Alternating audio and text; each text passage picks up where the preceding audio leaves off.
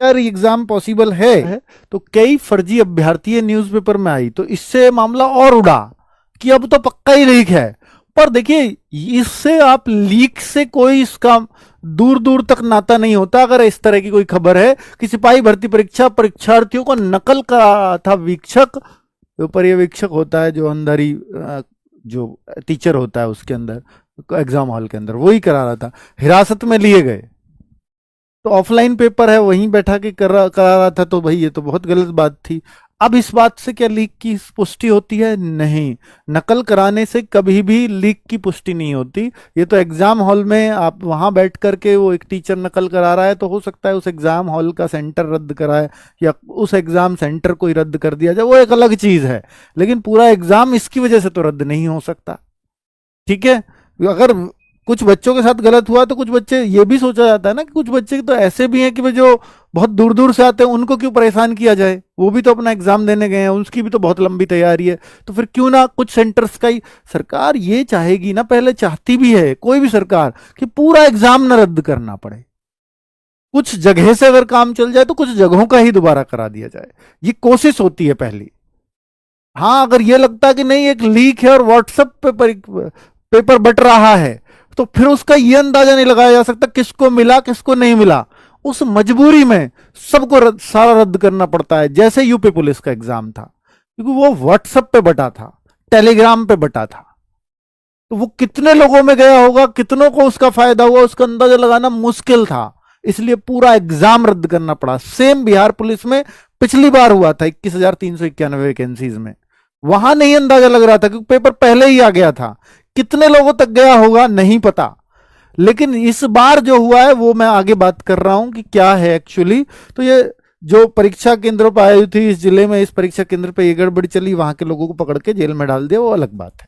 तो इसको लीक से नहीं जोड़ा जा सकता। ये चीज अलग है कि जो पेपर में गलत कर रहे थे, गलत साधनों का यूज कर रहे थे, पकड़े गए, उनको जेल में डाल दिया, ये पुष्टि नहीं है पेपर लीक की। ठीक है, इसको कभी भी सरकार नहीं मानेगी। ठीक है, धराए अभ्यर्थी से गिरोह तक पहुंची पुलिस, गिरोह विरोह पकड़े जाते हैं। खबरें आई हैं, जितनी भी खबरें आई हैं वो ऐसे पकड़ी गई हैं कि भाई इसने ये गलत करता पकड़ा गया, वो गलत करता पकड़ा गया, लेकिन किसी ने भी ये कवर नहीं किया है, किसी भी न्यूज़पेपर ने, कि पेपर लीक हुआ है, पर्चा लीक हुआ है। अब लीक क्या हुआ उसके बारे में बात कर लेता हूं। बिहार पुलिस का जो एग्जाम है वो ऑफलाइन तो होता है, लेकिन पेपर घर के लिए नहीं मिलता। ये भी एक अजीब सी बात है कि आप इस पेपर को ऑनलाइन वाले को तो ला ही नहीं सकते, लेकिन पेपर ऑफलाइन हुआ, आपके सामने आया। ओएमआर ठीक है, ओएमआर तो वहां देनी है, आजकल तो ओएमआर ज्यादा साफ सुथरा करने के लिए ओएमआर घर के लिए भी देते हैं, तो वो हो सकता है यहां भी मिलती हो, लेकिन इस एग्जाम क्वेश्चन पेपर को वहां ले लिया जाता है। ये अजीब सी बात बिहार में पहले में सुनने में आई है, और पिछली बार भी ऐसा ही हुआ था और अब भी वहीं। और जब ये पेपर इनसे ले लिया जाता है तो फिर इस, और एग्जाम सेंटर में ही तो बच्चा जाएगा, वहीं तो उसको पेपर मिलेगा, तो एग्जाम सेंटर में तो फोन नहीं जा सकता, और फोन नहीं जा सकता, क्वेश्चन पेपर घर के लिए मिलता नहीं है, तो फिर ये फोटो क्यों खिंच गए? तो बच्चों को डाउट ये हो रहा है कि ये फोटो खिंचे क्यों, जब एग्जाम सेंटर पे आप मोबाइल लेके नहीं जा सकते, पेपर सिर्फ आंखों से देख सकते हो और मोबाइल वगैरह से नहीं देख सकते, तो ये फोटो आया कहां से? क्या एग्जामिनेशन सेंटर हॉल में टीचर भेज रहा है क्या? तो फिर तो और खतरनाक है, फिर तो वो किसी को भी वायरल कर देगा आगे। उसको तो थोड़ा बहुत तो पहले पता चल ही जाता होगा कि पहले पेपर मिलते होंगे सेंटर पे, तो ये तो और खतरनाक स्थिति हो जाएगी। तो ये बच्चे कैसे भेज रहे हैं इस पेपर को, घर के लिए नहीं मिलता तो ये जो है, ये एक सस्पिशियस स्थिति पैदा हो रही है बच्चों के अंदर कि भाई जब पेपर ही नहीं मिला तो फिर पेपर के फोटो बाहर कैसे आए? और पिछली बार भी यही हुआ था, 21,391 पेपर के फोटो आए थे, लेकिन उसकी पुष्टि हुई थी कि वो पेपर होने से पहले आ गए थे।